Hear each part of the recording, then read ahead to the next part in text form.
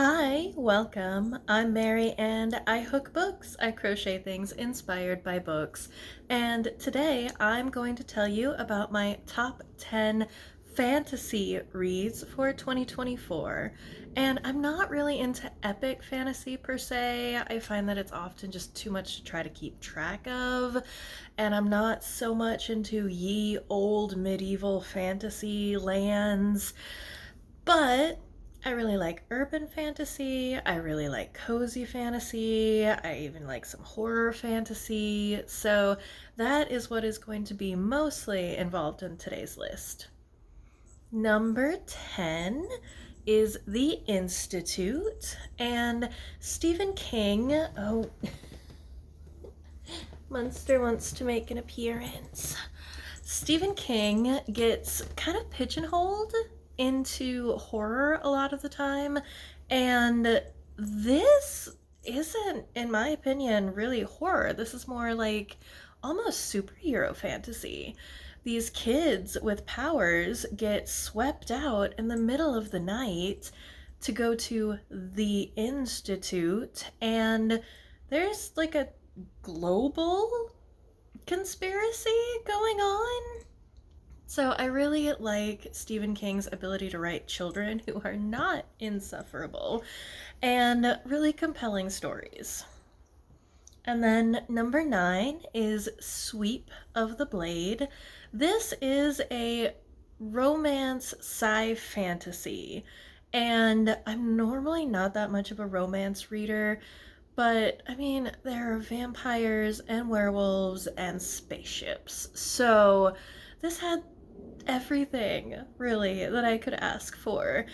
And I liked the first 3 books. They follow a different couple. This is the 4th book, and it follows the main protagonist's sister.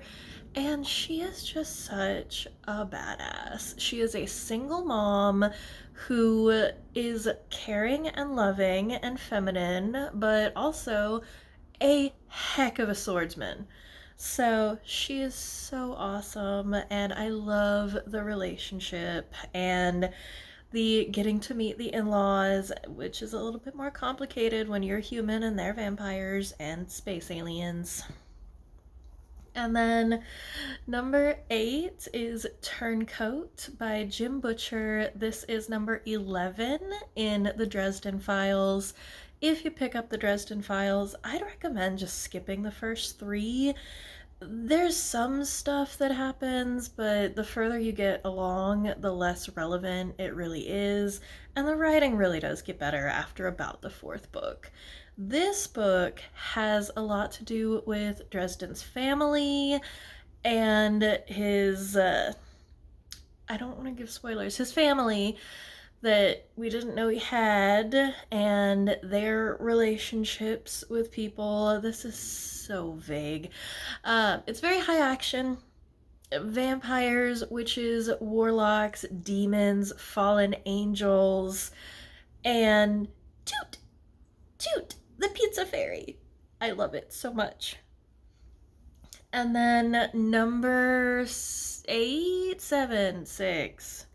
Uh, I can't number, is Bitter Waters, and this is a novella in the Greta Van Helsing series. I read the first 3. I thought it was just a trilogy, but apparently there are more books coming out. And yes, that Van Helsing, like the doctored vampire hunter in Dracula, but she is a doctor and she treats the supernatural. So mummies, vampires, whatever other supernatural, quote, monsters, unquote, are hanging around. And in this, she and her vampire love are hanging out at his manor in the country, which is normally not my jam. But they hear a knock at the door and they find a child. And this child is very special for not good reasons. And so they have to get the original baddie involved, and Dracula is just such a fun character. I loved him so much. And The Deep by Rivers Solomon is a mermaid tale, but it's so much more than that. It's generational trauma, community. It's very short, but it's very impactful and well written. And Breach of Peace is a massive surprise for me. I like Daniel Green as a YouTuber, and I picked it up when it was on sale. This is surprisingly good. I really like the mystery. It's kind of a police procedural in a fantasy world, and it's one of those like not quite ye old fantasy, not quite modern times worlds. And I find that's kind of a sweet spot for where I can handle some fantasy. If they don't go all the way back to medieval times, I'm generally pretty out. But I really liked the characters, I liked the mystery, so big pleasant surprise. The Refrigerator Monologues features a group of women, some superheroes, some supervillains, some sidekicks, some love interests of these superheroes. And if you are familiar with comic book lore, to fridge a woman is to only have her in the story as motivation for the main male character, and generally she dies and may or may not literally be stuffed in a refrigerator for him to find, and then he goes on a quest, and that's his entire story. But these women get to tell their stories, and I love that we can really see institutionalized misogyny in what we can really relate to as our world, but through a more fantastical lens, which makes it poignant yet palatable.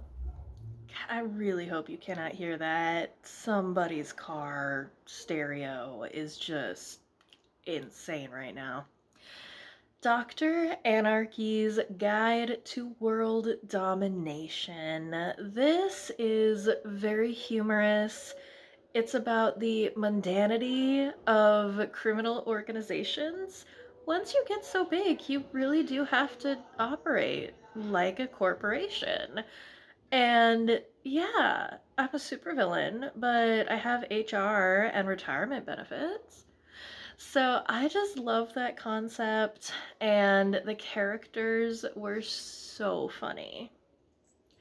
Number two, The Undermining of Twyla and Frank.